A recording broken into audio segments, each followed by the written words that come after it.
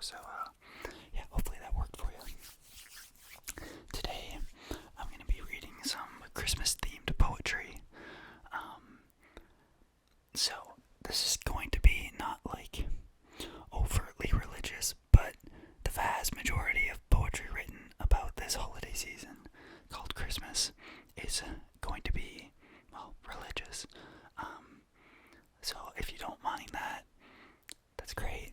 If you do mind that, this might not be the video for you, but I tried to pick a variety of traditions and religions, though again, most will reference the Christian story about Christ, though I tried to pick a poem from Rumi, who is Muslim, and I tried to pick some like pantheist, pagan poetry. At least you could consider it pagan, but it's really just pantheist, but we won't get into that. So yeah, hopefully you enjoy, and I'm probably just gonna go through this, maybe layer some crinkles on top to add kind of that fireplace feel, but we'll see where it goes. I'm actually really excited about this. Hopefully my hair looks alright. Yeah, so to start, I'm gonna go with one of my favorites, which is Mary Oliver. Mary Oliver writes fantastic poetry. If you just want to get into poetry for the first time, I would recommend Mary Oliver. So, let's start with this. This poem is called The Christmas Poem. Go to the barn on Christmas Eve and see what the creatures do as that long night tips over. Down on their knees they will go, the fire of an old memory whistling through their minds. So I went, wrapped my eyes against the cold. I creaked back the barn door and peered in. From the town bells spilled their midnight music, and the beasts listened, yet they lay in their stalls like stone. Oh, the heretics, not to remember Bethlehem or the stars bright as the sun, or the child born on a bed of straw. To know only of the dissolving now. Still, they drowsed on, citizens of the pure, the physical world. They loomed in the dark, powerful of body, peaceful of mind, innocent of history. Brothers, I whispered, it is Christmas, and you are no heretics, but a miracle, immaculate still, as when you thundered forth in the morning of creation. As for Bethlehem, that blazing star still sailed the dark, but only looked for me, caught in its light, listening again to its story. I curled against some sleepy beast, who nuzzled my hair as though I were a child, and wore me the best it could all night. Yeah, I realized I might change this to a bit more soft-spoken, a bit whispery at points. We'll see how I feel, but that one felt good, soft-spoken. So for our next poem, I think I'm going to jump into a list of poems here, or kind of a grouping of poems that someone put together specifically for Christmas. And I'll pick some of the ones I enjoy, or from writers that I enjoy. Yeah, and we'll see where it goes. I really like that Mary Oliver one to start. So this one is called The Oxen by Thomas Hardy. You'll notice that the first two poems both are about the cattle, or the livestock, the animals in the barn or the cave or whatever you consider it to be for Christ's birth. So this one's called The Oxen. Christmas Eve, in the 12 of the clock. Now they are all on their knees. An elder said as we sat in a flock by the embers in a hearthside ease. We pictured the meek, mild creatures where they dwelt in their strawy pen. Nor did it occur to one of us there to doubt that they were kneeling then. So fair a fancy few would weave in these years, yet I feel if someone said on Christmas Eve, come, see the oxen kneel, In a lonely barton by yonder coombe our childhood used to know, and I should go with him in the gloom, hoping it might be so. That was a nice one. Maybe I'll whisper in between poems, but when I read them, I'll do soft spoken. I like that.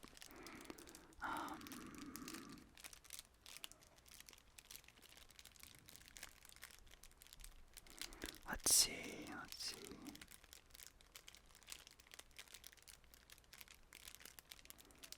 Yeah, we'll try this one.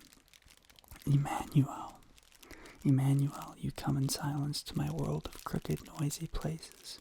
Places rough, with agendas that leave me bruised, spirit light low, a bare, glowing ember. Emmanuel, I give you my quiet moments, bits of silence stolen in the clamor of the streets.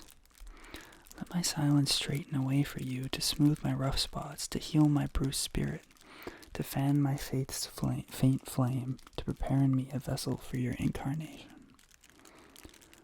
And that's rooted around a quote from Meister Eckhart that says we're all meant to be mothers of God, for God is always needing to be born. I like that one. That's by, the poem is by Lisa Wells Isenhower.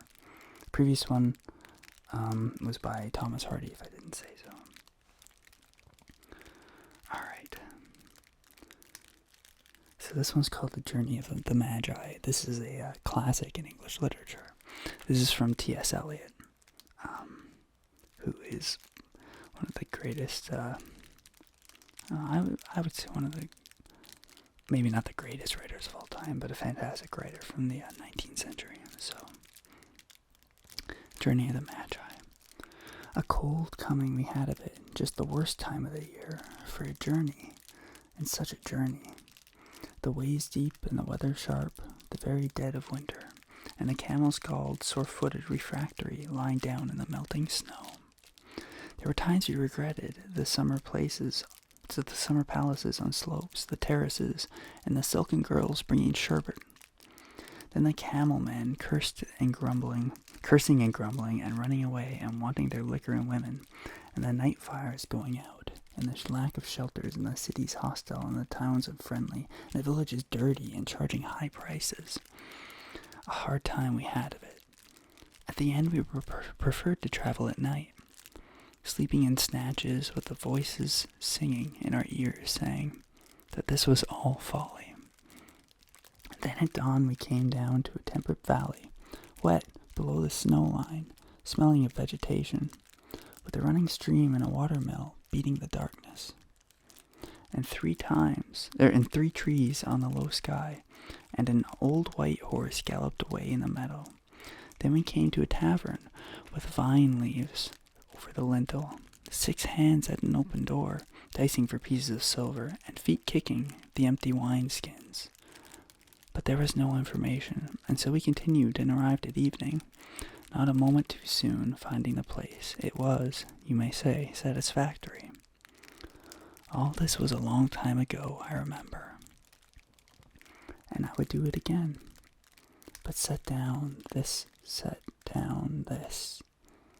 where we led all that way for birth or death. There was a birth, certainly. We had evidence and no doubt. I had seen birth and death, but had thought they were different. This birth was hard and bitter agony for us, like death, our death. We returned to our places, these kingdoms, but no longer at ease here. In the old dispensation, with an alien people clutching their gods, I should be glad of another death. Alright, we're gonna try this one called Snow. This is from Anne Sexton.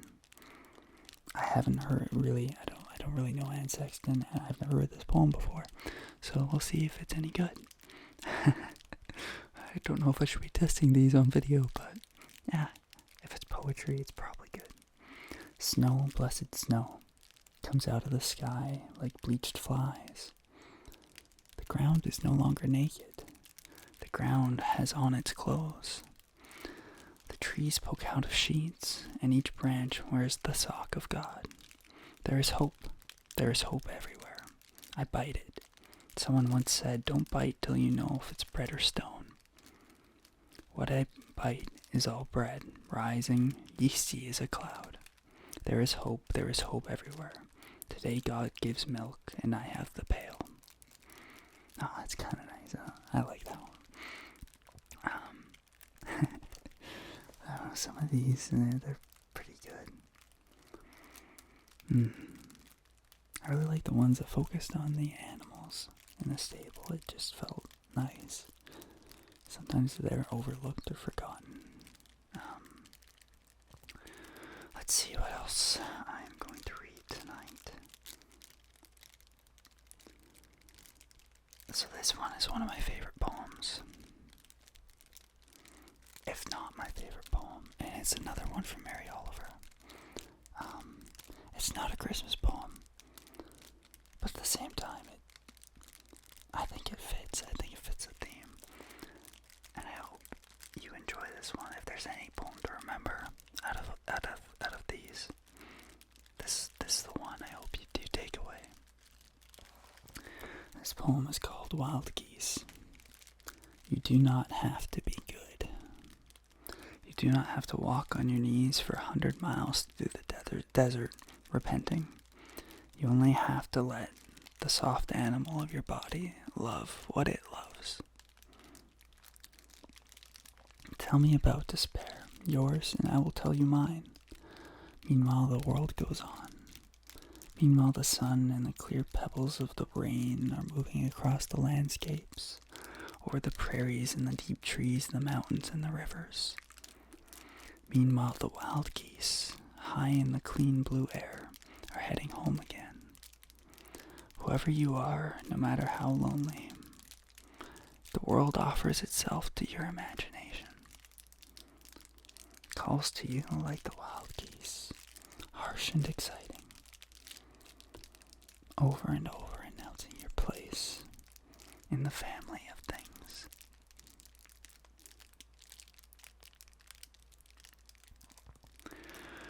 I feel like that poem summarizes what I've tried to do with this channel. You don't have to be good. You don't have to walk on your knees for 100 miles through the desert repenting. You just have to let your soft animal of your body love what it loves, love what it loves. Because the wild geese, harsh and exciting, are over and over and over and over announcing your place in the family of things. Because you're all included, you're all a part of it. You're all a part of it. This is if there's one message to take away from this video, from this channel, that's it. That's it right there.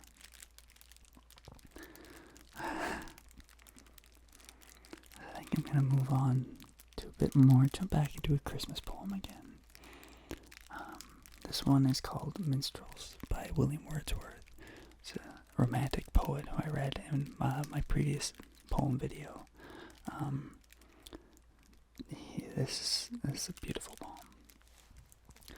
The minstrels played their Christmas tune tonight beneath my cottage eaves, while, smitten by a lofty moon, the encircling laurels, thick with leaves, gave back a rich and dazzling sheen that overpowered their natural green. Through hill and valley every breeze had sunk to rest with folded wings. Keen was the air, but could not freeze nor check the music of the strings. So stout and hearty were the band that scraped the chords with strenuous hand. And who but listened till was paid respect to every inmate's claim. The greeting given, the music played in honor of each household name, duly pronounced with lusty call, and Merry Christmas wished to all. I like that. That's beautiful. Maybe I should have ended with that. But I still have a couple poems up my sleeve that I think you'll enjoy. Something about poetry just, it gets at the heart of things, you know? Like, it just affects you in the deepest places, in your truest you, in ways that, for me, nothing else does. And I hope you find that too. That's why I like doing this for ASMR, because I don't think many ASMR artists would. And it's something that, well, ASMR helps you feel at peace with the you as you, and I hope that poetry can do that too. Yeah. Be at peace with the you as you. You as you. The you that is you, that is you. My next poem is by Rumi, who is also one of my favorite poets. I don't know if there's, again, one of the greatest poets to ever live, and that's saying something, at least in my opinion. So this one is called Christmas by Rumi. There is a morning where presence comes over you, and you sing like a rooster in your earth-colored shape. Your heart hears and, no longer frantic, begins to dance. At that moment, soul reaches total emptiness. Your heart becomes merry, miraculously pregnant, and body like a 2-day-old Jesus. Says wisdom words. Now the heart turns to light, and the body picks up the tempo. Where Shams Tabri walks, the footprints are musical notes, and holes you fall through into space. Space, space, space, space. Some of you will pick up similarities between that and the previous poem we read. The poem that was Emmanuel. Similar themes, becoming Mary, becoming Jesus, becoming one with yourself, your true self, with the space that is all space and the being that is being itself.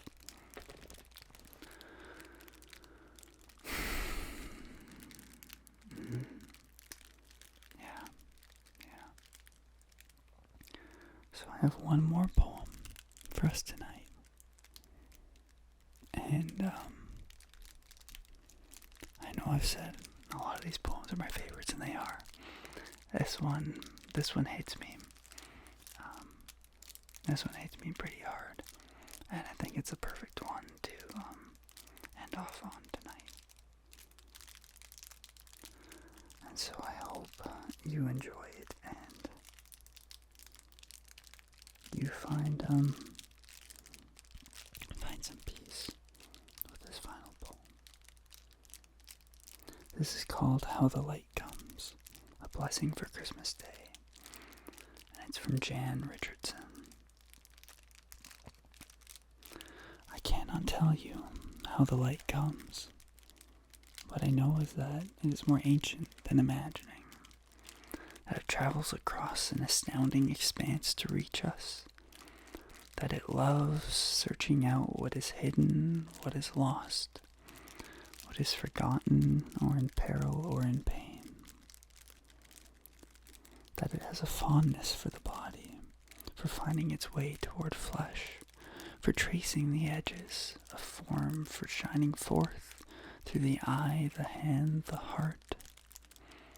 I cannot tell you how the light comes, but that it does, that it will, that it works its way into the deepest dark that enfolds you, though it may seem long ages in coming, or arrive in a shape that you did not foresee. And so may we this day turn ourselves toward it. May we lift our faces to let it find us. May we bend our bodies to follow the arc it makes. May we open and open more and open still to the blessed light that comes.